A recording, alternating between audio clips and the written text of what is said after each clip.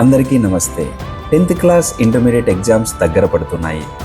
చాలామంది పిల్లలకి చదువు కంటే ఫియర్ ఎక్కువగా ఉంది. ముందుగా ఒక విషయం క్లియర్ చేసుకుందాం. ఎగ్జామ్ ఫియర్ అనేది వీక్నెస్ కాదు, అది నార్మల్ సైకాలజీ రియాక్షన్. ప్రిపరేషన్ తక్కువగా ఉంటే ఫియర్ పెరుగుతుంది, ప్రిపరేషన్ పెరిగితే కాన్ఫిడెన్స్ ఆటోమేటిక్గా వస్తుంది.